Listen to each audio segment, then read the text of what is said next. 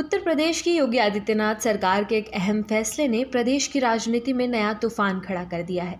सरकार ने हाल ही में एक आदेश जारी कर जाति आधारित रैलियों, सार्वजनिक कार्यक्रमों और आयोजनों पर पूरी तरह से प्रतिबंध लगा दिया है। इसके अलावा अब एफआईआर, अरेस्ट मेमो, सरकारी दस्तावेज और सार्वजनिक स्थानों पर किसी भी व्यक्ति की जाति का उल्लेख नहीं किया जाएगा।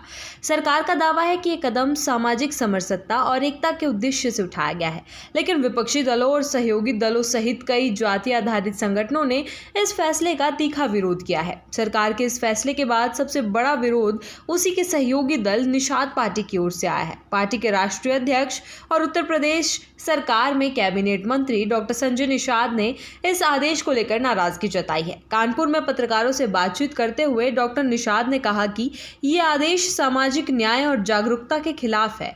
उन्होंने कहा, जातीय कार्यक्रमों पर रोक लगाना संवैधानिक अधिकारों का उल्लंघन है। सदियों से दबे कुचले समाज को अगर जागरूक करने के लिए कार्यक्रम किए जा रहे हैं तो उन्हें कैसे रोका जा सकता है। डॉक्टर निषाद ने सरकार से इस आदेश को वापस लेने की मांग करते हुए कहा कि अगर जरूरत पड़ी तो वो इस मामले को सुप्रीम कोर्ट तक लेकर जाएंगे। उन्होंने ये भी कहा कि वो इस विषय में प्रधानमंत्री नरेंद्र मोदी और बीजेपी के शीर्ष नेतृत्व को पत्र लिखेंगे।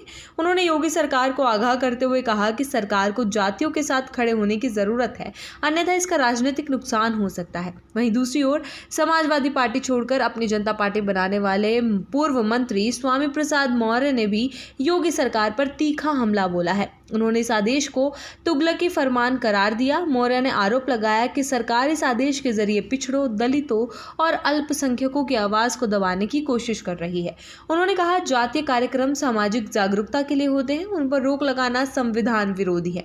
सरकार ऐसे नियम बनाकर सामान्य वर्ग के अपराधियों को बचाना चाहती है जिन्हें सरकारी संरक्षण प्राप्त है। स्वामी प्रसाद मौर्य ने इस मामले को भी सुप्रीम कोर्ट तक ले जाने की बात कही है। उन्होंने कहा कि वो हाई कोर्ट के आदेश का सम्मान करते हैं, लेकिन सरकार ने इस आदेश का अपने राजनीतिक हित साधने के लिए गलत इस्तेमाल किया है। उन्होंने ये भी कहा कि केवल एकल पीठ यानी कि सिंगल बेंच का फैसला था, जिसे डबल बेंच या सुप्रीम कोर्ट में चुनौती दी जा सकती थी, लेकिन सरकार ने जानबूझकर इसे तत्काल लागू कर दिया ताकि सामाजिक वर्गों को बांटा जा सके। यूपी सरकार के इस फैसले पर समाजवादी पार्टी, बहुजन समाज पार्टी और कांग्रेस जैसे विपक्षी पार्टियों ने भी सवाल खड़े किए। सपा प्रवक्ताओं ने कहा कि सरकार जाति जनगणना से बचने के लिए इस तरह के फैसले ले रही है और सामाजिक मुद्दों से जनता का ध्यान भटका रही है। वहीं बसपा नेताओं ने भी कहा कि इस तरह के फैसले समाज को पीछे ले जाएंगे। सरकार की ओर से अभी तक इस मुद्दे पर कोई विस्तृत स्पष्टीकरण नहीं आया है, लेकिन सरकारी सूत्रों का कहना है कि यह आदेश इलाहाबाद हाई कोर्ट के निर्देश के तहत जारी किया गया है। कोर्ट ने एक जनहित याचिका पर सुनवाई करते हुए टिप्पणी की थी कि जाति आधारित आयोजनों से समाज में विभाजन की भावना को बढ़ावा मिलता है और इससे सामाजिक एकता को खतरा होता है। हालांकि कोर्ट की मंशा और सरकार की कार्रवाई के बीच फर्क बताया जा रहा है। विपक्ष और जातीय संगठन इस निर्णय को सरकार की राजनीति से जोड़कर देख रहे हैं, विशेषकर ऐसे समय में जब राज्य में आगामी निकाय चुनाव और 2024 के लोकसभा चुनाव की तैयारियां चल रही हैं।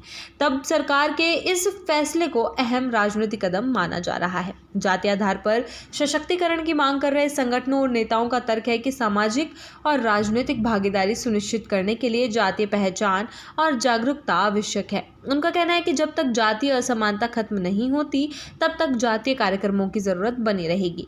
विवाद के इस बढ़ते दौर में ये देखना दिलचस्प होगा कि योगी सरकार अपने इस फैसले पर कायम रहती है या सहयोगी और विपक्ष के दबाव में आकर कोई संशोधन करती है।